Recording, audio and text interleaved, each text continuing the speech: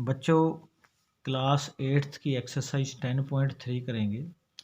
Exercise करने से पहले देखिए इसमें हमें कुछ बातों के बारे में पता होना चाहिए। मैं आपके लिए कुछ दिखाने के लिए लेके आया हूँ, आपने उसको देखना है। देखिए जैसे मैंने एक पिटारा लिया है आपके लिए। इस पिटारे को देखिए आप, इसमें मेरे पास बहुत सी ऐसी फिगर्स हैं इसमें जिसको आप देखोगे। देखिए मैं आपको दिखाता हूँ इसमें। जैसे सबसे पहले ये है, ये मेरे पास, इसको आपने जैसे पहले भी क्लास में देखा, इसको क्या बोलते हैं हम इंग्लिश में कौन बोलते हैं और हम हिंदी में इसको शंकु बोलते हैं। तो ये शंकु हो गया जिसको हम कौन कहेंगे। उसी तरह हमारे पास जैसे ये है, आपको इसको पता है, अच्छी तरह पता है। इसमें हर शेप एक तरफ एक जैसी है, चारों तरफ ऐसे। ये कैसी शेप है? ये एक घन की शेप है, क्योंकि ये वर्गाकार है, स्क्वायर शेप है, और घन को हम क्यूब बोलते हैं बच्चों। तो ये 6 फेस हैं इसके, ये एक जैसी शेप है, ये घन हो गया। उसके बाद आपके पास अगली जो शेप होगी, ये देखिए, ये कैसी शेप है? ये वाली शेप, और इसके दूसरी तरफ जैसे ये स्क्वायर हैं यानी वर्ग हैं, ये आयतें हैं। और ये हमारे पास क्या है? एक घनाभ, जिसको हम क्यूबॉइड बोलते हैं इंग्लिश में। ये क्या है? घनाभ है। तो ये हमारे पास एक घनाभ हो गया। उसके बाद हमारे पास ये शेप आपको पता है, ये जो कि एक बेलनाकार है, गोलाई में जैसे ड्रम होता है, इसको हम बेलन बोलते हैं, इंग्लिश में इसको सिलेंडर बोलते हैं। उसके बाद हमारे पास ये शेप है, जैसे ये भी किस तरह की है? ये भी हमारे पास घनाभ जैसी है। जैसे ये बड़ा घनाभ था, ये थोड़ा छोटा है, ये घनाभ है। उसके बाद हमारे पास अगली जो शेप है, ये जो है, जैसे आप बॉल, आपको पता है कोई भी जो बॉल होती है, बॉल हमारे पास कंप्लीट पूरी गोल होती है, जिसको कि हम, उसके बाद जैसे बच्चों ये मेरे पास एक बॉल है। ये जो बॉल है ये कैसी है? गोलाकार है। इसको हम गोलाकार इंग्लिश में स्फीयर बोलते हैं। तो इसकी ये गोलाकार शेप है। उसके बाद ये अगर बॉल को जैसे हम बीच में से काट दें तो ये आधा हिस्सा रह जाता है। जैसे बॉल को कोई भी काट कर दें तो इसको बोलते हैं हम अर्धगोला, यानी आधा गोला। तो ये हमारे पास अर्धगोले की शेप है। इनमें से कुछ शेप तो जो है आपने करी हुई हैं, लेकिन ये तो हमारे पास 6th-7th में आपने पहले पढ़ी हैं। लेकिन कुछ शेप जो हैं अब हम यहाँ पे करेंगे। देखिए अब हमारे पास यहाँ क्या है कि एक तो आता है कि फलक किसे कहेंगे। तो देखिए हम एक्सरसाइज करने से पहले आपको कुछ बातें हैं जो आपको दे रखी हैं, इस मैथ में ही आपने देखना है। सबसे पहले तो देखिए एक्सरसाइज शुरू करने से पहले आपको फलक, किनारे और शीर्ष का पता होना चाहिए। तो फलक, किनारे और शीर्ष क्या होते हैं? जैसे सपोज करो मैंने यहाँ पे ये एक घनाभाकार आकृति ली है। देखिए बच्चों, फलक बोलते हैं कि इसके फेस, जैसे ये फेस, जैसे 1, ठीक है, फिर ये 2, इधर 3, 4 और एक 5 और एक 6, यानी टोटल हमारे पास इसके कितने फेस हैं? 6।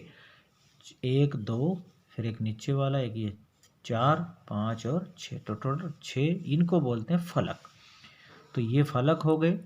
उसके बाद शीर्ष क्या होते हैं? शीर्ष ये होते हैं जो शीर्ष कोणे, बिल्कुल ये एक कोना, फिर दूसरा कोना, तीसरा कोना, चौथा कोना, फिर ये 5वां, 6ठा, 7वां, 8वां, यानी 4 कोने ऊपर की तरफ और 4 ही दूसरे की तरफ। इसको बोलते हैं हम शीर्ष। उसके बाद है किनारे। किनारे किसको बोलते हैं बच्चों? ये जो किनारे लाइनें, जैसे 1, 2, 3, 4, ठीक है, या फिर आप इस तरह से देखो, ये 4 किनारे ऊपर, इसी तरह 4 किनारे इधर, 8 और एक ऊपर से नीचे ऐसे 1, फिर 2, फिर ये इधर 3 और 4, तो ये 12 हो गए किनारे। तो आपको पता होना चाहिए ये होते हैं फलक, यानी फेस, 6 फेस हो गए जैसे इसके। उसके शीर्ष ये बिल्कुल कोने, और उसके बाद ये होते हैं जो लाइनें होती हैं ये होते हैं किनारे। तो इस तरह से ये फलक, किनारे और शीर्ष पता होना चाहिए। फलक को हम इंग्लिश में बच्चों फेस बोलते हैं, इसलिए फलक को एफ से दिखाते हैं। किनारों को हम बोलते हैं एज, इसलिए इसको किनारों को एज बोलते हैं, इसलिए ई से दिखाते हैं। एज होता है EDGE।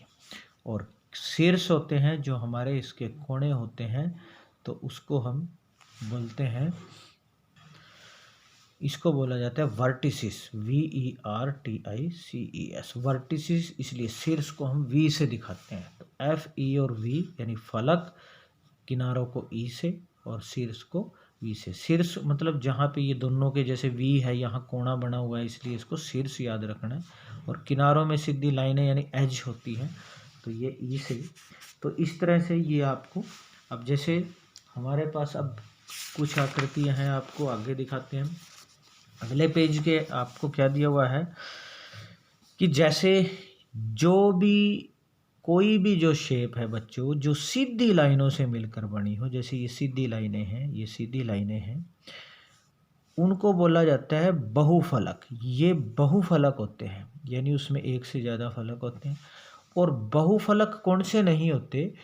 जिसमें सीधी लाइनें नहीं हो, जैसे गोलाकार हो, इसमें गोल है, इसमें नीचे की तरफ गोल है। जैसे ये देखिए, मान लीजिए मेरे पास बॉल है, इसमें सीधी लाइन नहीं है, तो ये क्या है? बहुफलक नहीं है। ये बहुफलक नहीं है क्योंकि सीधी लाइनें नहीं है। उसके बाद अगर ये जैसे मेरे पास आधा स्फीयर है, यानी आधी बॉल है, इसमें भी गोलाई दे रखी है ये ऊपर की तरफ, तो ये भी बहुफलक नहीं है। मेरे पास जैसे ये सिलेंडर है, यानी जिसको बेलन बोलते हैं, ये भी गोलाकार है, तो ये भी बहुफलक नहीं है। ये मेरे पास ये देखिए जैसे कि शंकु है, इसमें भी हमें ये गोलाई दे रखी है, तो ये भी बहुफलक नहीं है। लेकिन जैसे सपोज करो मेरे पास ये सीधी लाइनों से बना, ये भी बहुफलक है, ये भी बहुफलक है। और इसी तरह हमारे पास जैसे कि इसमें दे रखा है कि जिनके अंदर गोलाइयाँ हैं वो बहुफलक नहीं होते। और अब देखिए इसी में आपको क्या दिया हुआ है कि जैसे गोला दे रखा है यानी बॉल, इसमें दो तरह के पृष्ठ देखे, जैसे वक्र पृष्ठ किसको बोलते हैं, यानी अगर ये बाहर वाला जो पृष्ठ है इसको वक्र पृष्ठ बोलते हैं। पार्श्व पृष्ठ जो ये ऐसे साइड से दिख रहा है, इसको पार्श्व पृष्ठ बोलते हैं। आधार, ये इसका आधार है। उसके बाद ये जैसे हमारे पास अगर एक पाइप की शेप हो, जैसे ये पाइप है, या जैसे मान लो ये बेलन है, ये गोलाई में है, इसको पार्श्व पृष्ठ बोलते हैं। ये इसका आधार होगा, इस तरफ भी ये भी आधार है। उसके बाद हमारे पास अब आता है उत्तल बहुफलक। क्या है? उत्तल बहुफलक होते हैं जिसके अगर हम ये देखिए, जिसके अगर किनारे को ऐसे मिलाया जाए, ये मिलाने वाली लाइनें अंदर की तरफ हों, उसको उत्तल बहुफलक बोलते हैं। यानी ये भी उत्तल है, ये भी उत्तल, और इनके जैसे किनारे अगर मिलाएं वो बाहर की तरफ मिलते हैं, तो इसलिए ये क्या है? ये उत्तल बहुफलक नहीं है। तो इस तरह से आपको उत्तल और अवतल के बारे में पता होना चाहिए। समबहुफलक क्या होते हैं? जिसकी सारी भुजाएं समान हो, यानी जिसके बहुफलक समबहुफलक कहलाता है जब उसके सभी फलक सर्वांगसम समबहुभुज, यानी जिसकी सारी भुजाएं क्या हो? समान। जैसे मेरे पास ये है, ये सारी भुजाएं क्या हैं? समान है, इसको समबहुफलक बोलेंगे। ये देखिए इसमें क्या है? ये भुजा ज़्यादा लंबाई है, ये छोटी है, तो ये समबहुफलक नहीं है, ये नहीं है, ठीक है। और ये समबहुफलक है, ये बड़ा समबहुफलक है। उसके बाद अब जो आपको पता होना चाहिए ये है, देखिए अब आपके पास आता है प्रिज्म और पिरामिड का डिफरेंस। ये आपको ध्यान से समझना है कि प्रिज्म क्या है और पिरामिड क्या होता है। ये शायद आपने पहली बार सुना होगा कि प्रिज्म और पिरामिड क्या होता है। देखिए बच्चों, मैं आपको कुछ आकृतियाँ दिखाता हूँ। जैसे सपोज करो मैंने ये लिया है, ये आपके पास देखिए मैं कुछ आकृतियाँ ले रहा हूँ। देखिए जिस भी बहुफलक में, जैसे ये मैंने एक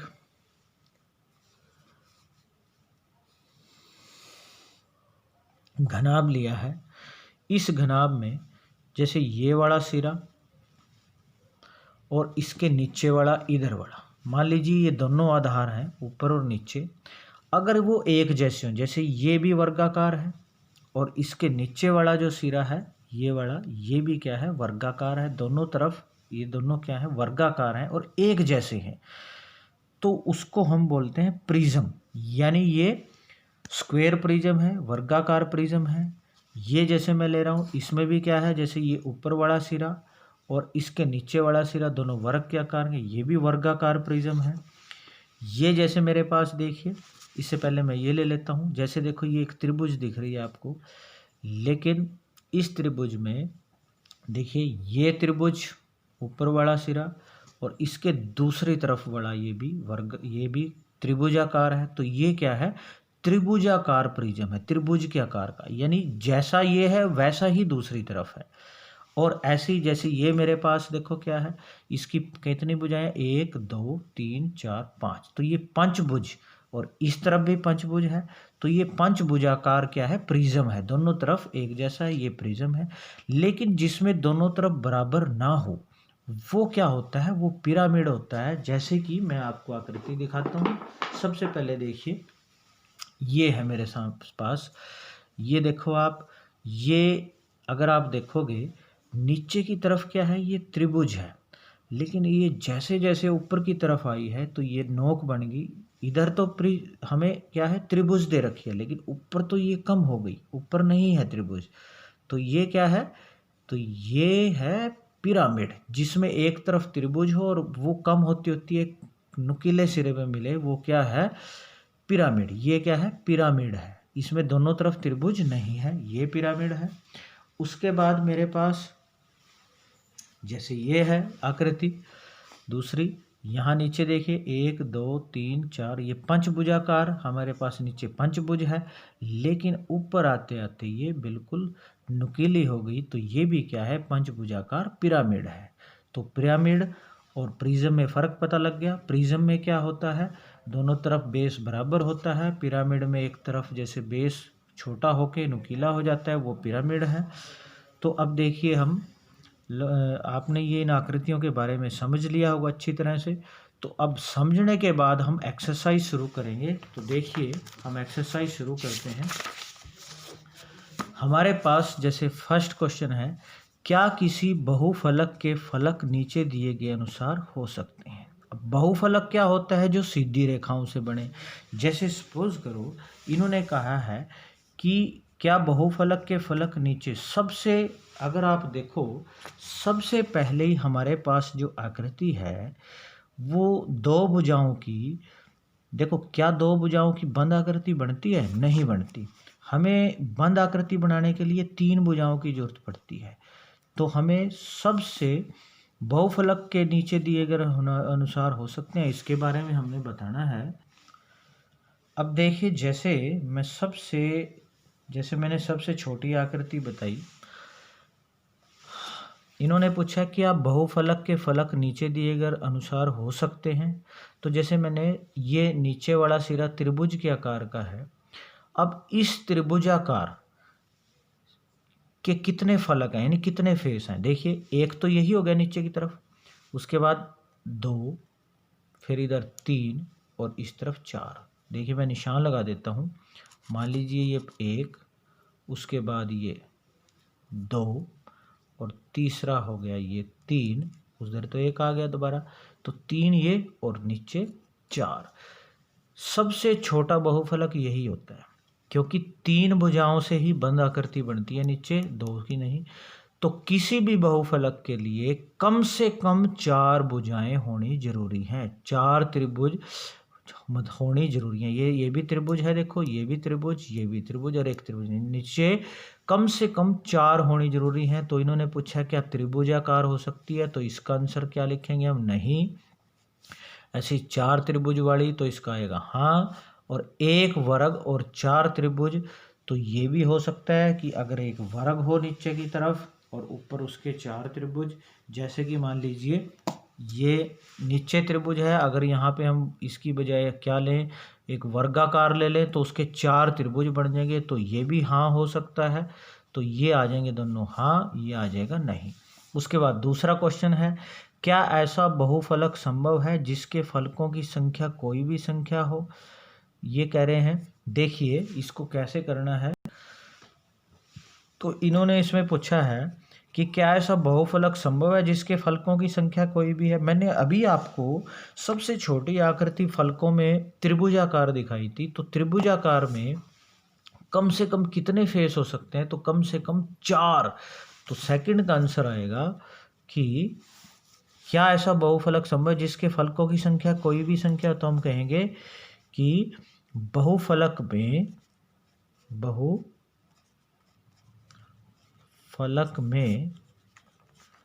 कम से कम 4 फलकों की संख्या होनी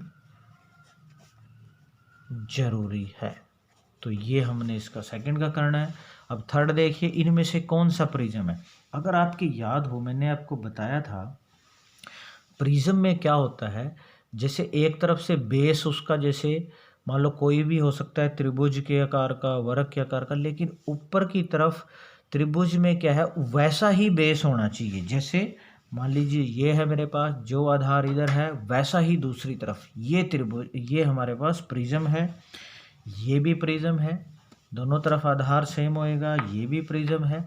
तो इसमें पूछा है कि कौन सा प्रिज्म है, तो इसमें इस तरफ देखिए गोलाकार है और ये दूसरी तरफ नुकीला हो गया, तो ये प्रिज्म नहीं है। ये तो क्या है, ये पिरामिड है, तो ये आएगा नहीं, प्रिज्म नहीं है। इसमें पेंसिल में दोनों तरफ सेम है, तो ये प्रिज्म है, तो हाँ आ जाएगा। ये पिरामिड है, प्रिज्म नहीं है, तो ये नहीं, क्योंकि ऊपर की तरफ नुकीला। इसमें दोनों तरफ सेम है आधार, तो ये प्रिज्म है, तो इसका आ जाएगा हाँ। उसके बाद है फोर्थ क्वेश्चन, प्रिज्म और बेलन किस प्रकार एक जैसे हैं? तो देखिए हम इसको कैसे करेंगे।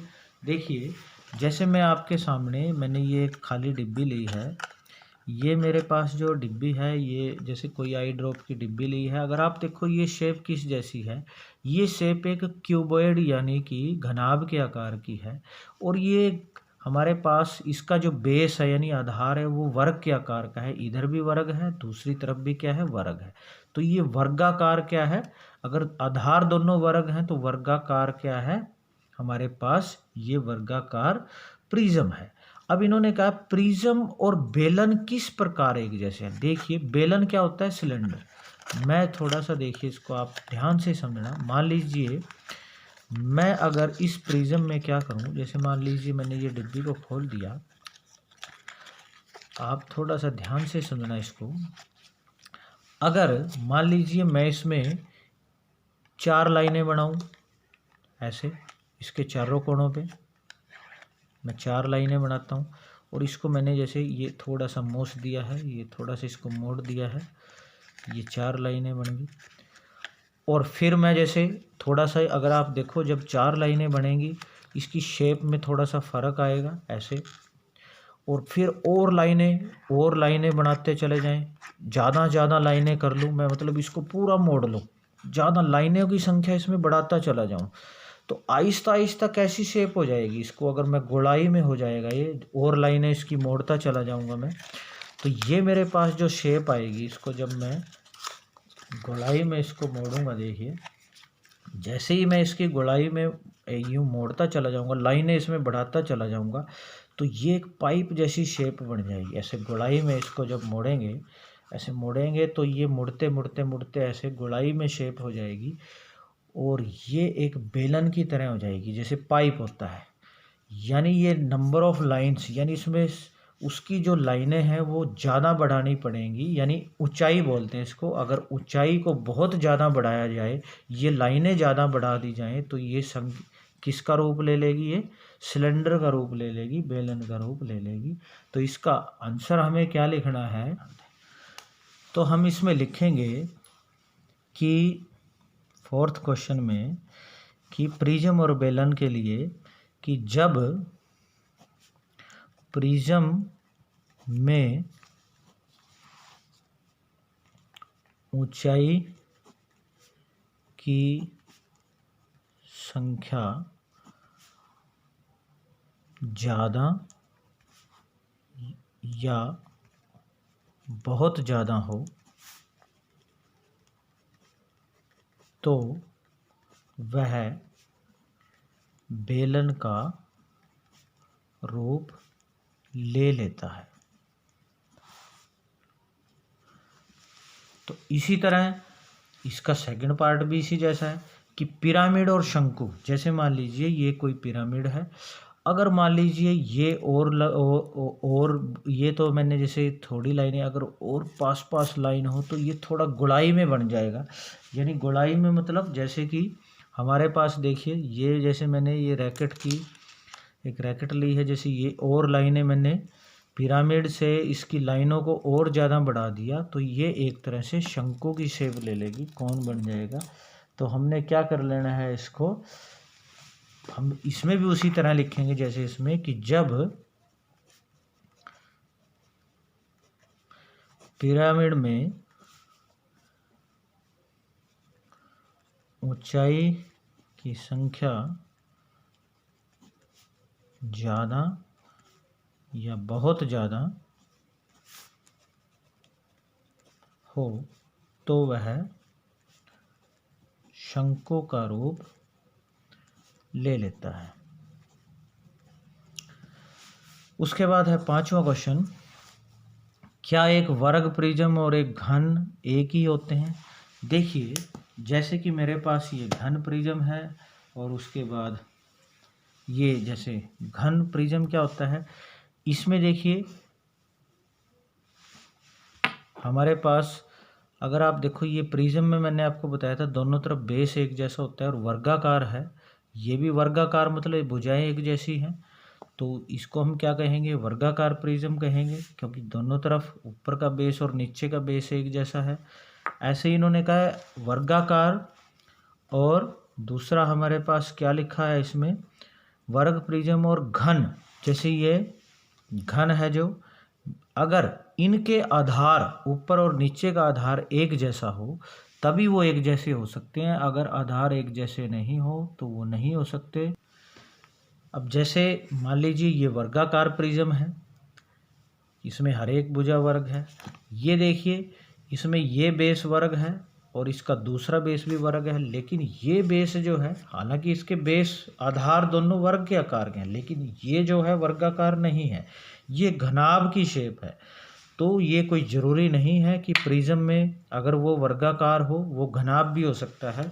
तो हम इसमें क्या लिखेंगे कि 5th में नहीं, वह घनाभ भी हो सकता है। तो इस तरह से बच्चों हमने ये 4 क्वेश्चन कर लिए हैं 10.3 के। आपने इनको अच्छे से समझ के नोट करना है, समझना है कि क्या एक बहुफलक होता है, क्या पिरामिड होता है, क्या प्रिज्म होता है। उसके बाद इसका 6th, 7th, 8th क्वेश्चन करेंगे हम, जो कि एक ऑयलर का सूत्र है उसके ऊपर आधारित है, वो हम अगली वीडियो में करेंगे।